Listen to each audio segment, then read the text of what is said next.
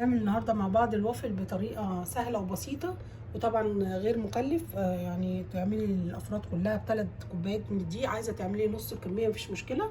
ان شاء الله يحوز اعجابك. معاكي صفاء مجاهد من صفحه طبق طبانه.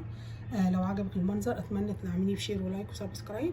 فعلي معايا القناه عشان يوصلك مني كل جديد.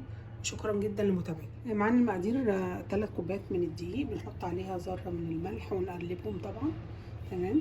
بيضتين بنحط عليهم باكت فانيليا وكوبايه من اللبن. نحط المقادير بتاعتنا في الخلاط. اسهل من كده مش هتلاقي بقى على طول. نحط الدقيق. كل المقادير بتاعتي زي ما قلت لك في الخلاط، سهله وبسيطه ان شاء الله. وبعدين بنزل باللبن بالتدريج، احط نص وبعدين نوريكي قوام العجينه ونضربها في الدقيق كلها. حطيت طبعا البيكنج باودر على الدقيق، ونحط معلقه كبيره من السكر. تمام. ومعانا نص كوبايه من الزيت نحطها بحالها كده ونضرب. طبعا لو العجينه احتاجت بحط ربع كوبايه من الميه حسب العجينه. بصي عامله ازاي، عامله زي بتاعه البانكيك الى حد ما. بصي اهي تعمل رسمه بس معاك اهي. تمام. هنفضيهم بقى ونشوف كده هنسويه ازاي. بنسخن التوستر زي ما انت شايفه وندهنه نقطه زيت. تمام. وبعدين نحط بقى ايه العجينه بتاعتنا كده بسرعه، ومنملاش قوي عشان ايه ما يروحش عند الحواف ويلزق عند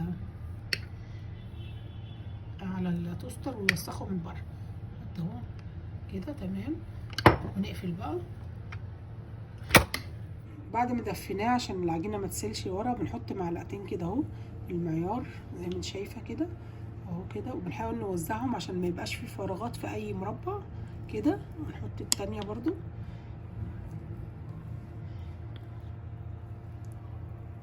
تمام. وبعدين بنقفل بقى عليه. وده منظره اهو. بصي جميل جدا. زي ما انت شايفه التوبنج بتحطيه اي حاجه اللي هو المتاح عندك، نوتيلا، شوكولاته اوف وايت ولا غامقه. بصي كده، بصي القرمشه دي هي دي المطلوبه. وكده يبقى معانا الوافل ناجح وحلو قوي، وهيبقى احلى ان شاء الله من ايديكي. معاكي صفاء تحطي صوص الشوكولاته كده اهو زي ما انت شايفه. بصي كده. تمام. بطريقه عشوائيه كده هيبقى حلو قوي كده، وحسب طبعا من عندك بيحبوا.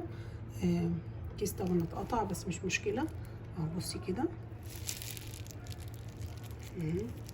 وبعدين نحط البيضه